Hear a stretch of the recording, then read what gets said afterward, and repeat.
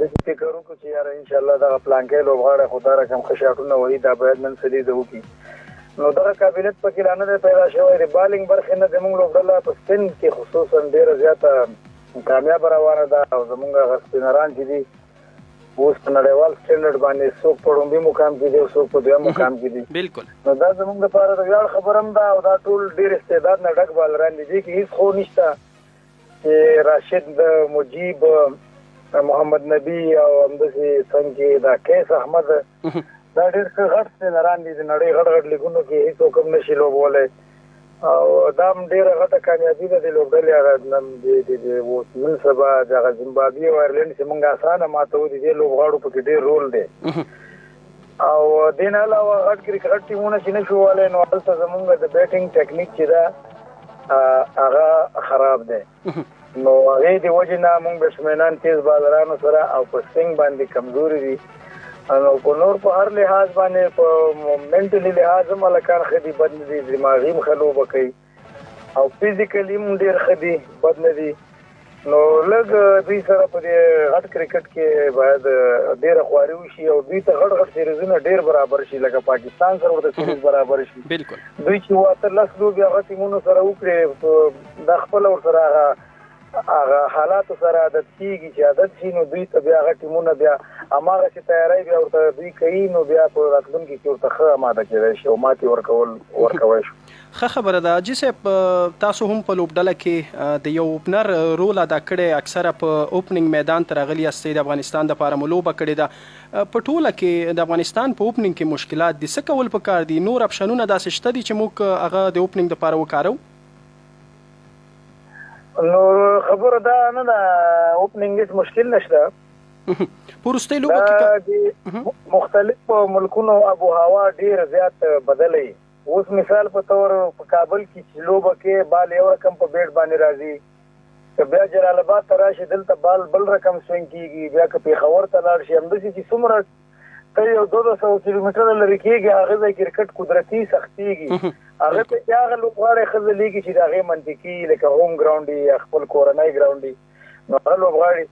اوس که تاسو سوچ وکړئ زه چې د غازي امان الله خان لوبغاړی دی زموږ جلال آباد کې ده دلته تقریبا ما 95% 50 یعنې دلته کلب کرکټ کې چې موږ د خپل داخلي لوبې کوو د کلب میچونو ته کله تمریني لوبې ته ځم نو هلته ما نه رس کېږي ځکه زه دې ځای سره مخته یم خو چې بیا زه بل چېرته لاړ شم چې هغه رقم شاټونه دلته ما نه لګېږي هغه بل ځای کې نه لګېږي او بل بالر هم تیز شي او د هغه بالر چې یو په دوبۍ کې سوینګ نشي کولی نو په لندن کې ورته بیا سوینګ میلاویږي نو دغه ټول شیان چې دي دا د اوپنر دپاره یو ډېر قوي ډېر چالاکه ډېر ویښه او ډېر زیات شاټونو صلاحیت باید په خپل بیټ کې ولري لکه کټ شاټ ولري پول شاټ ولري ډرایو ولري او هر طرف ته چې بال راځي په میرټ سره یعنې د بال هغه د مطابق لوبه وشي نو زمونږ بعضې بیټسمینان چې دي هغه چې لږ یو بالر په یو 2 تیز بانسري وکړي بالونه نو دوی لږ سره ورخطا شي هغه تخنیک مخنیک هر څه تېر کړي نو دوی نه بیا مسټیک وشي غلطي وشي خپله وکټ له لاسه ورکوي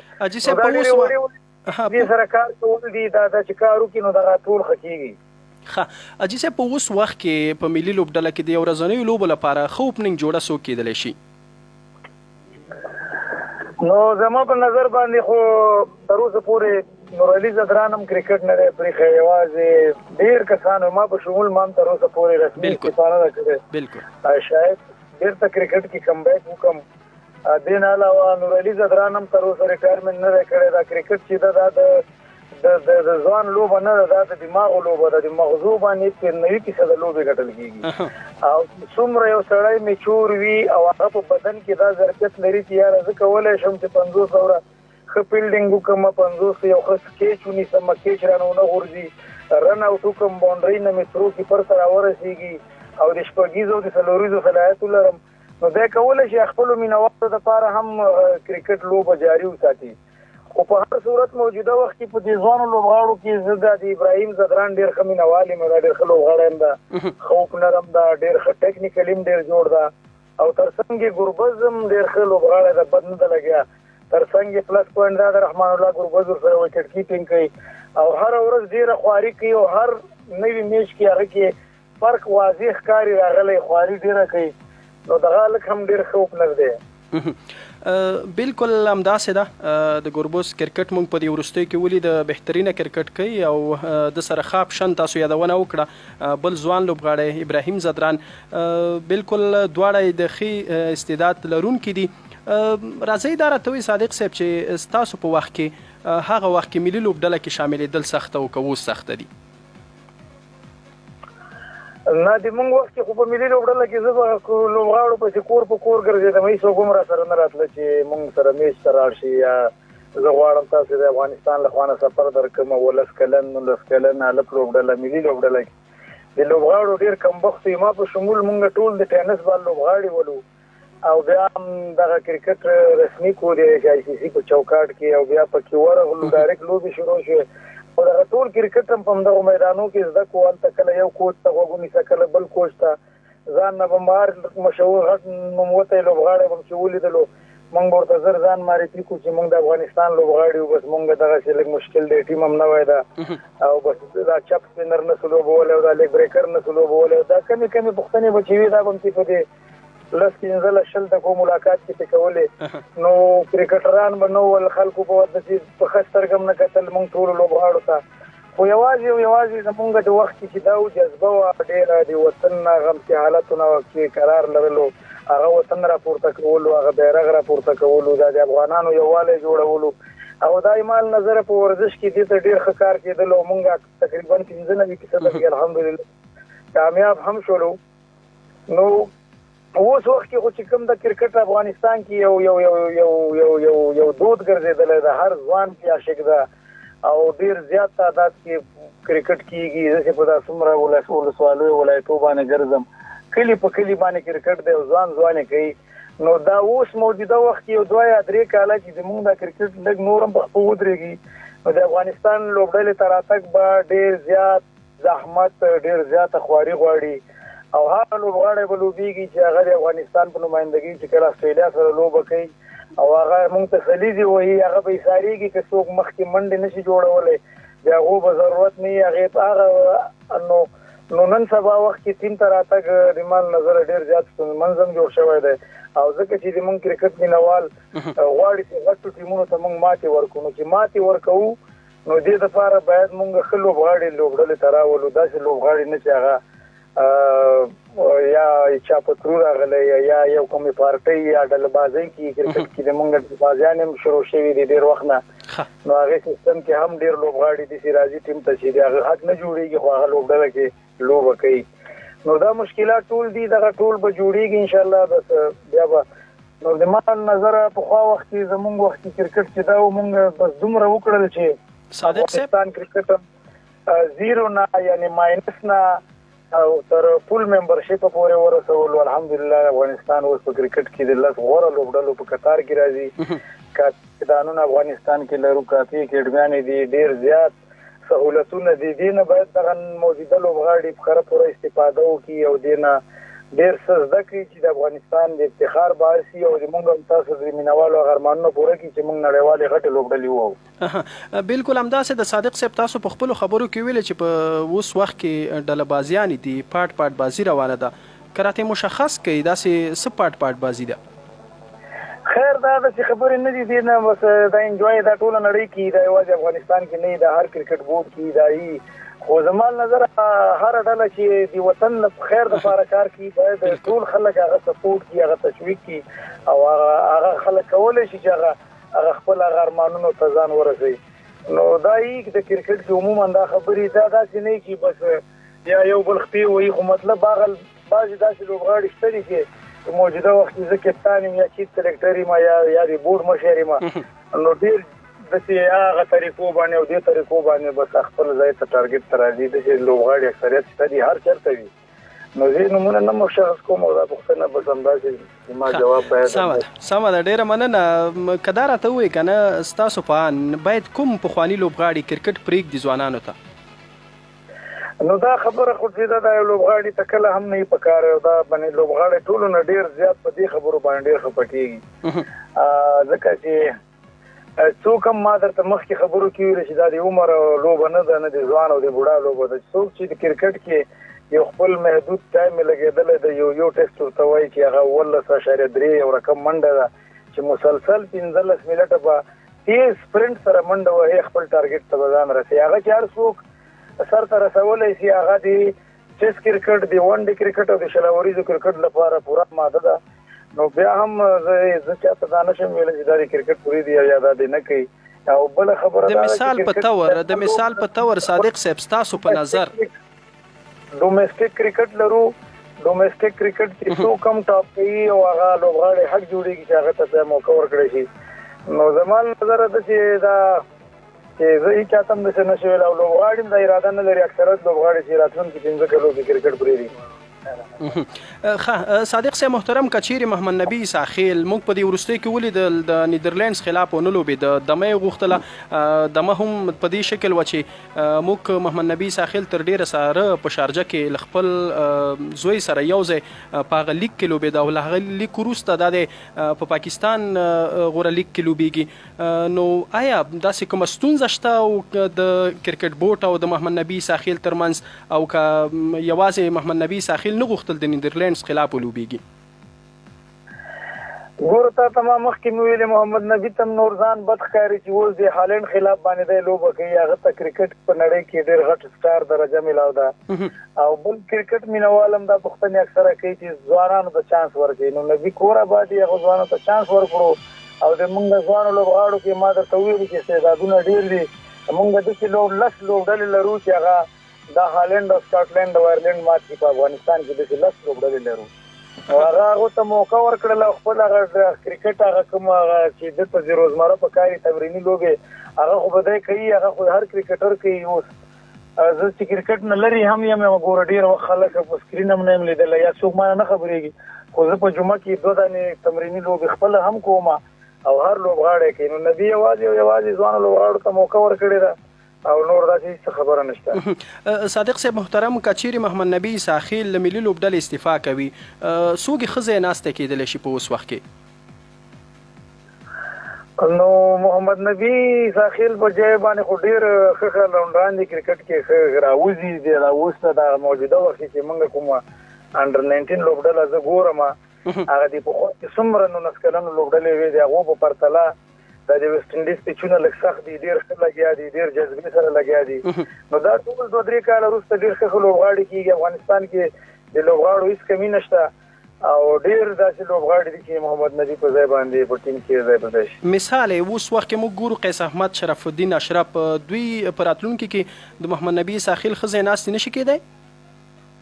آلراونډر چې څومره دي دا ټول چې ځان ته څوک آلراونډر وایي دا د محمد نبي ځای نیولی شي چې کوم یو آلراونډر غوره یو ښه لوبه کوي هماغه محمد نبي ځای ناستی دی. آلراونډر دې ته کېږي چې بس په بیټینګ کې 50 منډې ونه کړي 150 ونه کړي یو ښه کیچ درته نیسي یو ښه رن آوټ درته کوي او بیا درته 3 وکټې اخلي. آلراونډر کردار په لوبډله کې دا یو داسې افغانستان کې هر باره یو هلک ته چې ووایي هغه وایي زه آلراونډر یم هېڅوک هم نه وایي چې یا زه بیټسمین یم یا زه بالر یم ځکه مسله هم خرابه ده. مننه کور ودان دا راته ووایي که نه صادق صاحب محترم که څه هم یوازې تاسو 10 دقیقې وخت راکړی خو د مینوالو غوښتنې دي. یو مینوال وایي چې صادق صاحب د موږ سره ډېر پاتې شي ځکه د ده خبرې ډېرې خوږې لګېږي. راځئ صادق صاحب دا راته وایي چې افغان لوبډلې ته نوي لوبغاړي راغلل فضل حق فاروقي موږ ګورو نور داسې لوبغاړي چې قیس احمد هم نوی راغی. آیا د دوی راتګ له وخت مخکې دی او که په خپل وخت دی؟ ځکه تر دې وړاندې هم موږ ځینې لوبغاړي راوستي وو خو بیرته ژر له صحنې څخه بهر شو. د دوی راتګ مخکې دی او که همدی وختو باید راوستل شوي وی؟ نو ما مخکې هم درته وویلې چې نور چې څومره زمونږ د زمبابوې او د دې د لاندې چې څومره ټیمونه دي لکه آیرلینډ سکاټلینډ دې ته باید ټولو ځوانو لوبغاړو ته چې په ډومېسټک کرکټ کې ښه ځلېږي موقع ورکړو ښه خبره ده. او د زمونږ دغه سینیر لوبغاړي چې دي دا په دې کرکټ باندې دومره ماړه شوي دي که نه چې دوی باید ښه آرام وکړي او استراحت وکړي خپل صحت برقرار وساتي همداسې جوړ وساتي او دوی په دې تیاری کې شي چې وروره که موږ پاکستان یا انډیا یا بل چا سره سیریز راځي نو چې بمراه په څومره سپیډ کې بالینګ کوي هغه ټول تیاری ورته ولري نو که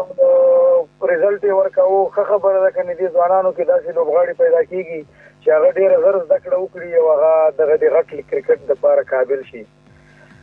حشمت شاهدي ته کرا شو حشمت شاهدي به د غټو ټیمونو خلاف افغان لوبډله رهبري کولای وشي او کنه ځکه موږ په راتلونکو کې له استرالیا او پاکستان غوندې لوبډلو سره سیالي لرو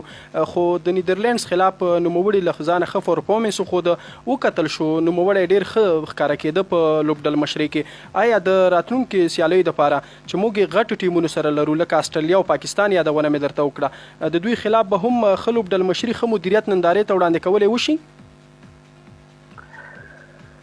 حشمت شاهدي د مونږ د کرکټ بورډ د مونږ د وخت هغه ځوان لوبغاړی ده چې مونږ اول په 15 کلونو کې ولوبولو هغه کې 2 سفر 3 سفر وکړو 19 کلونو کې لاړو هغه نه بعد بیا 19 کلونې 3 کاله مسلسل لوبو ډیر کم عمر کې مونږ تر پلاس راغلو هغه څنګه مونږ په ټیکنیک برخه کې په منټلی په دماغ برخه کې ډیر زیات کار وکړو هغه غری کې حشمت دې قابل شو چې هغه ټول هغه مهنتونه مونږ ته ټول افغانانو ته درست ثابت کړل اوس د لوبډلې کپتان دی د ټیسټ او د ون ډے خو زه په شلوريزه کې هم طرفداري ما او کله چې حشمت غونتی لوبغاړي په بل لوبډله کې وای ډیر غټ نوم به کړی وای ډیر له استعداد نه برخمن ده د غټ کرکټ د غټ بالرانو لوبولو صلاحیت هم لري او ان شاء الله دای به دا ثابت کی ډیر ښه کیپټنسي وکړه او ډیر د کرکټ هغه ټول خصوصیات پکې شامل دي او ډیر یو ښه ځوان لوبغاړو کې بهترین استعداد دی خصوصا د تخنیک په برخه کې او دین علاوه ډیر یخ دا کول مایند دا یعنی ډیر ګرم مزاج نه ده د سیمه غوندي پاول بال باندې بیٹ نه تاو خو او سیده سره لوبه کوي بال ته ګوري ټایم اخلي د سچويشن او د حالات مطابق لوبه کوي همدغه ځانګړتیاوې دي خو لوبغاړي صفات وي حشمت کې د غټول صفات موجود دي او ان شاء الله خراتونکي لري په کرکټ کې خپل د ځان یادونه مو وکړه رښتیا هم تاسو چې کله اوپننګ تراتلې د افغانستان د پاره به ډیر تیز سٹارټ اخیسته شروع به مو پاول بال باندې شپږیزه علت په څه کې ګورئ نه الحمدلله د ما خو یو بدبختی می دا چې د ما مینوال چې څومره ولغه بیچارهګانو ما غلوب په ژوندۍ باندې په کرکټ کې ونه لیدلې نو ما چې کرکټ کې هم کومه و سلیزا یا پنځوسیزي یا شپږیزي والی هغه ډېر خولي ډېر په زړه پورې به خلکو په خواندار مونږ شاهدان یو ټول لوبغاړي به وخت سره ان شاء الله بیا وایي چې دا بيخي او د مونږ وخت کې امکانات دا چې مونږ بیٹونه بدري 3 کیلو دومره درانده بو دا کلبزونه به خولي خشتو او نن سبا خو چې یو جوړ کلب خو څنګه بیٹ کیو کې بس خو د نسل 15 جوړه لوبغاړي سره په دې کې بیٹونه همداسې هغه اعلی کوالټي موږ به په پیسو اخیستل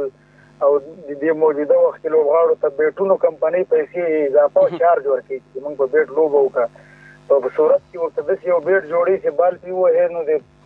80 متر شپږیزه په 120 متر باندې بدلی نو هغه وخت کې ډیر مشکلات ولا اوپننګ چا کول نه سولې حقیقت خبره درته کوم ډیر غټ د موږ د ټول ځوان لوبغاړي چې تاسو وګورئ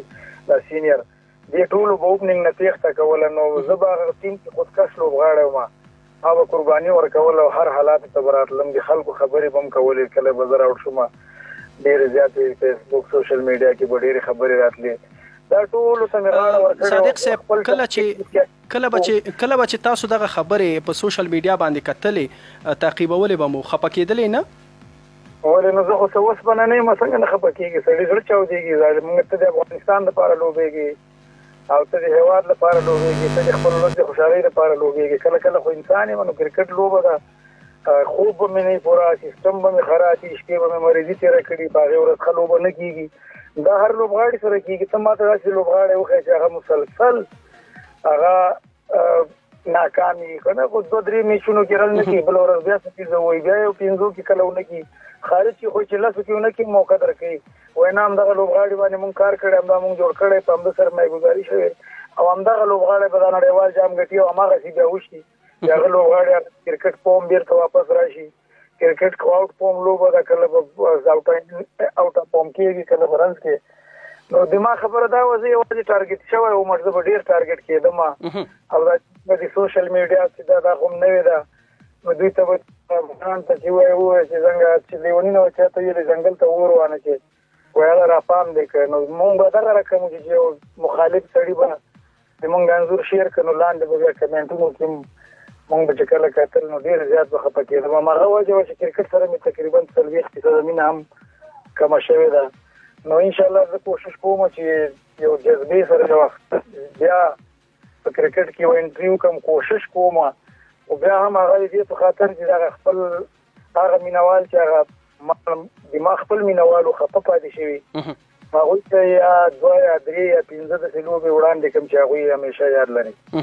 ډېره ښه ده، ډېره مننه. او دا مو راته یادونه ونه کړه افغان کرکټ بورډ په بېلابېلو وختونو کې له بېلابېلو مداخلو سره مخ به او مخ دی. د میرویس اشرف په راتلو سره آیا شفافیت راغلی او یا هم هیلې شته دي؟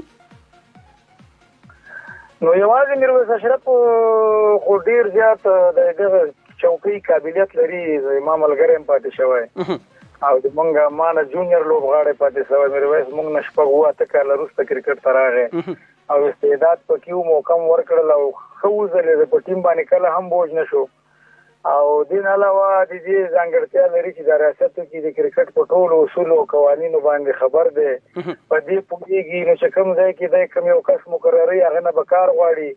او پخوا بدبختانه داسې نه و چې زموږ څومره کرکټ مشران راغلي هغوی دا فرست کلاس او دا وایډ او نو بال باز چې په کیو دا نومونه هم نه ورتلل. هملته کرکټ بورډ کې زده کړل بیا 2-3 کاله عجیبه ده. نو اوس الحمدلله میرویس چې راغلی دی نو کرکټ وګورئ نو نسلن هم څومره ښه ځلیږي او دین علاوه د موږ یو ځوانه لوبډله ځي هلته ورور هغه کوي خو هغوی سره هغه صفات یې وراچول چې د موږ هېوادوال کرکټ سره مینه لري. د کرکټ په ترو باندې هېوادوالو ته خوشحالي ورکوي. یو شي سره یو ټیم شي او په همدغه کرکټ چې ده د یو کس لوبه نه ده، د 11 کسانو لوبه ده. د 11 سره شاته نور ټیم منیجمنټ بیا هغې سره ټول لوسي نو دا ټول چې سره یو سي بیا لوبډله کامیابېږي خپل ټارګټ ته رسېږي. نو انشاءالله یوازې موږ مینوالو نه لږ تشویق نه لرو که نه کرکټ کې مینوال باید موږ د بایللو حوصلې ولري، په هغه نیمګړتیاو باندې وغږېږي او پلیر پسې داسې خبرې چټیاتو نه ویل شي. نو یوازې زه نه خفه کېږم، نړۍ هر لوبغاړی چې ته پسې یو داسې یو د هغه په هغه شخصي هغه باندې لګېږي نو ډېر زیات سړی خفه کېږي. بلکل ما غلطي وکړله، ما چې کومه غلطي وه ما ته خپله غلطي وښیه چې زه په هغې باندې کار وکړم. نو دغسې خبرې چې دي دا په سوشل میډیا کې دي اجازت هم شته ده، حق هم شته ده. بالکل صحیح خبره ده. دې کې د لوبغاړو تر ډیره زړونه ماتېږي او باید له دغسې الفاظو د دغسې خبرو او له دغسې کارونو څخه زموږ افغانان باید لاس واخلي، ځکه زموږ افغانان همدغه کرکټ ده او همدغه لوبغاړي دي چې په ټوله کې افغانانو ته خوښي ورکوي او خوشحالي ورکوي. صادق صاحب محترم، سلیکشن کمیټې ته که راشو، سلیکشن کمیټې باندې هر وخت نیوکې وي چې د استعداد پر ځای واسطو ته کتل کېږي. دا چاره اوس یو څه کمرنګه شوې ده که لا هم همغسې ده؟ نو ما درته خبره خلاصه کړله چې میرویس اشرف چې راغلی دی هغه څارل کوي او ډېر هانست سړی ده، ډېر ایماندار هلک ده او هېڅ کله به هم داسې کار چې څوک ونه کړي. بلکل پخوا دا کېدلې حتی چې پیسې هم اخیستل کېدلې، بعضې لوبغاړي په پیسو باندې انتخابېدل. نو اوس انشاءالله الحمدلله دا کار د میرویس راتګ سره زه پوره امیدوار یم. انشاءالله داسې کسان به داسې کار نه کوي او که کوي هم هغه باید له دندو نه لرې کړی شي او ښه داسې یو ډېرې مودې دپاره ښه سزا ورکړی شي. نو ځکه چې کرکټ ډېره یوه ښه د خوشحالۍ سبب ده د موږ د هېوادوالو، نو دا باید کمرنګه نه شي، دا باید نور هم دې ته کار وکړی شي او ښه لوبډله جوړه کړی شي چې موږ یې تاسو ټولو هیلې پوره کړي. بالکل همداسې ده. بل افغان لوبډله د بیټینګ په برخه کې د سټرایک روټیشن یو ډیر لوی مشکل لري. اساسي علت په څه کې ګورئ؟ اساسي علت دا دی چې کرکټ کې بعضې شاټونه چې دي هغه ډېر ریسک دي، مطلب ډېر یو خطره به اخلي که نه د ویکټو مخې نه به سویپ وهې، ریور سویپ به وهې، هغې باندې به ډېر پریکټس کې. دا د موږ لوبغاړي دغه بعضې شاټونه په خصوصا په سپینر باندې نه لري چې سویپ ووهي یا ګیپ ووهي، ایکسټرا کور په سر چوکه ووهي، ځکه چې سرکله دایره ختمېږي نو بیا څلور فیلډران دایره کې دننه پاتې کېږي، پنځه بهر وځي. نو هغه په دې صورت کې بهر وځي چې ته د شپږیزې او څلوریزې وایې. بلکل. نو د افغانستان بیټسمینانو باندې د هغه ټول ټیمونو کپتانان پوه دي، بس د هغه ټول فیلډرانو ته په سنګلو باندې سرکل کې ودرئ، هغه دې ته مجبوروي چې په سنګل پې بنده کړي چې اور په پنځم شپږم بال باندې افغان لوبغاړي دماغونه لږ تیز دي، دوی بیا غلطي کوي، خپل ځان اوټ کوي، نو هغه شاټ پسې راوځي. بالر یې محمد ورته پوه کړی چې بس د څلور بالو باندې سنگل هم نه باسل یو رنج نه دی جوړ کړی او شاټ ضرور وای نو هغه به دومره هوښیاري بس هغه کې هغه لوبغاړي نه غلطي وکړي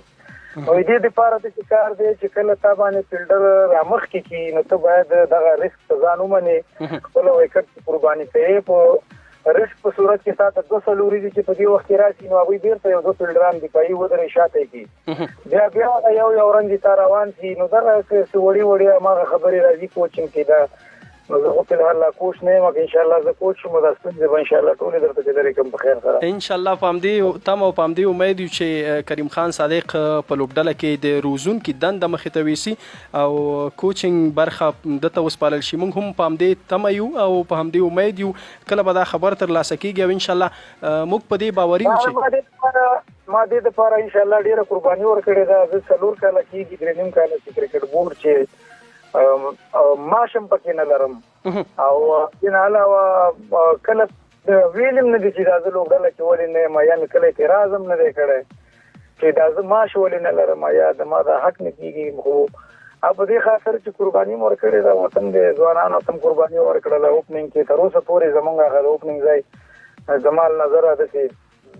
30% هم چا نه دی نیولی نو تاسو خپل وګورئ دا زه داسې نه وایم چې زه خپل ځان تعریف وکړم اوپننګ هماغسې کله یو اوټ کېږي او کله بل اوټ کېږي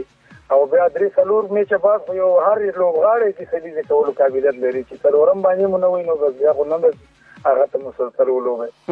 نو ما قرباني ورکړله ښه پوره او بیا مې بورډ ته داسې مو ویلې چې زه کولی شم چې تاسو ما په دې بخش کې راولئ خو بدبختانه تر ننه پورې کرکټ بورډ ما ته داسې ځواب را نه کړو چې زه کوچینګ بخش ته راشم او استعفا والم نو اوس که دوی زما د استعفا نه قبلوي نو زه مجبور یم چې دلته خپل کرکټ شروع کړم او بیا انشاءالله داسې غواړم چې غټ عمر کې د نړۍ ریکارډونه جوړ کړم چې دا به ډېرو کمو لوبغاړو کړي او دا قابلیت انشاءالله بیا زه چیلنجر یم ځان کې لرم ډېره ښه ده کور ودان روزونکي برخې ته که راشو نوروز منګل د افغان لوبډلې روزونکی ده موږ ولیدل چې د هالینډ خلاف د توپوهنې برخه زموږ ډېرې زیاتې ستونزې درلودلې ډېر زیات مشکلات یې درلودل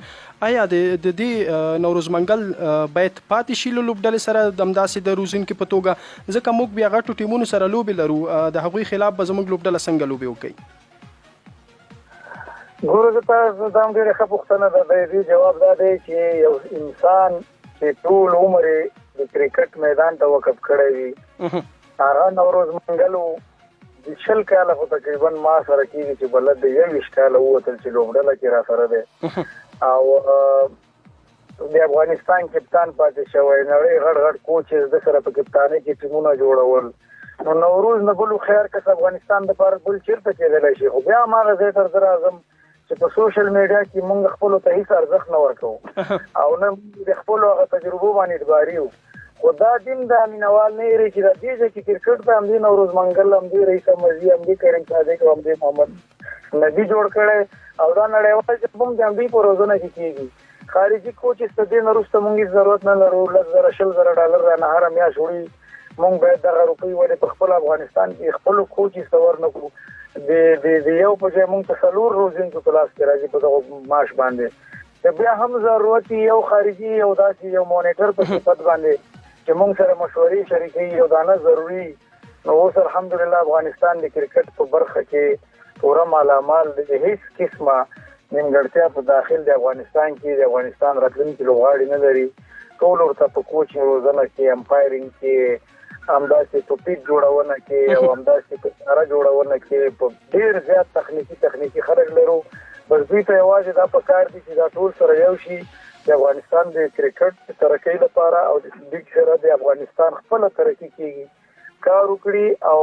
دغه نیمګړی سفر دا تر ساحله پورې ورسوي چې هغه د ورکه په ګټلو کې د مونږ هغه میشن سره رسېږي صادق صاحب محترم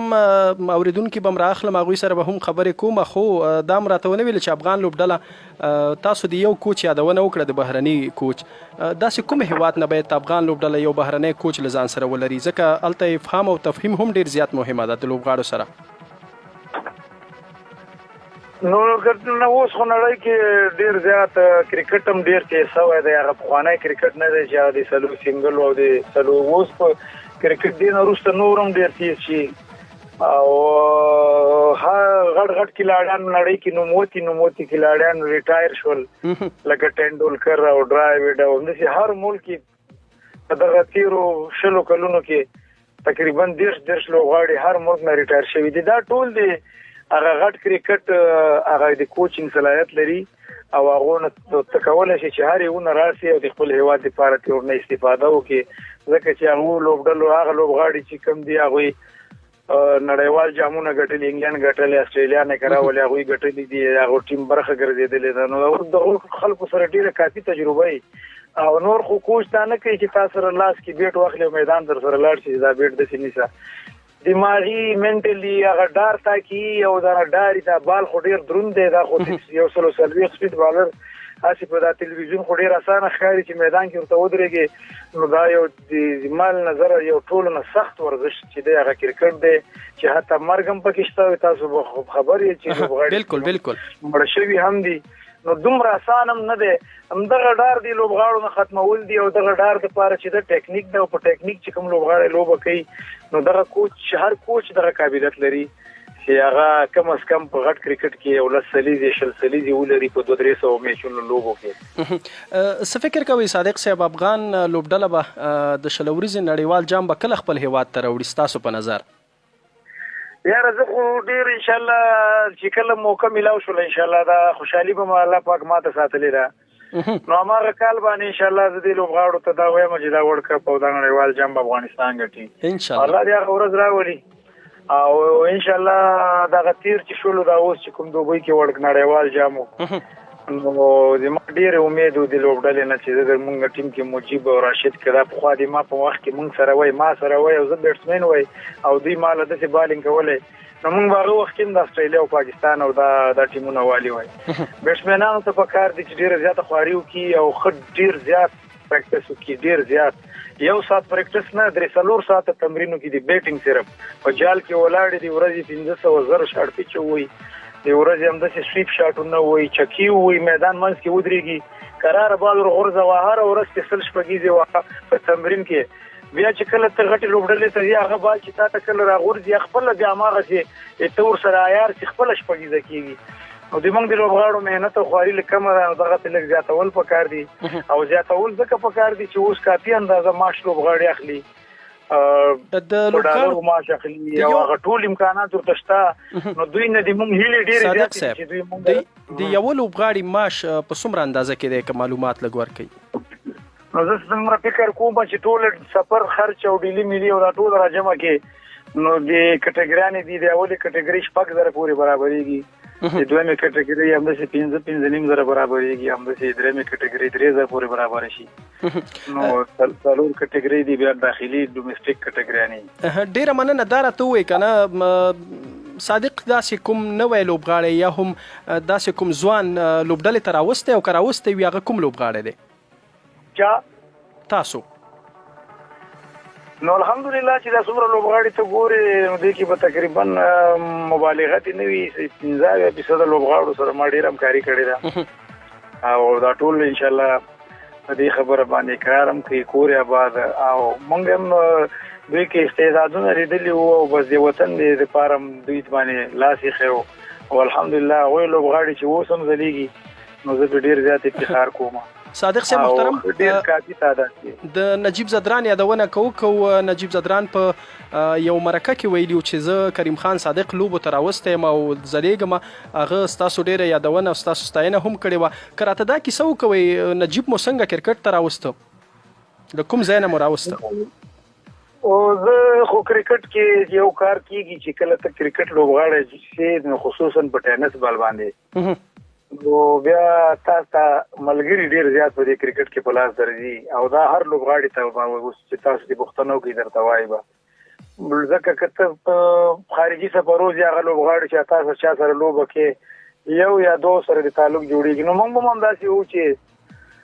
کله به دا داخلي کې ټینس بال لوبه کېدلې نو یو کلی او بل کلی نو ته بیا چا ویل چې دا پلانکې ډیر ښه لوبغاړی ده او ډېر ښه شپږیزې وهي او داسې تیز بالران وهي او اور کې څلور شپږیزې وهي نو بیا به ما دې کس پسې کوشش کوم چې دا پیدا کړم چې لاړم نو چې کله به ورته داسې کېناستم لوبې ته نو چې ومې لیده بس ورغلم سلام جوړ په خیر او بس هغه ډیر باندې مې راوستي دي چې چانه مې به جوړ شوی دی او چانه اصغر جوړ شو چانه نور علي جوړ شو چانه سمیع الله حمید حسن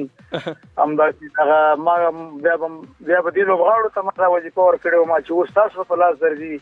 بس بیا ما ته وایم دا نجیب زدران د 15 کلنو ټرایل کېده نو زه په پېښور کارخانو کې وم نو پلار راغی چې دای ما زوی دی بس دلته کلی کې مونږ چې ښه کرکټ کوي دا در سره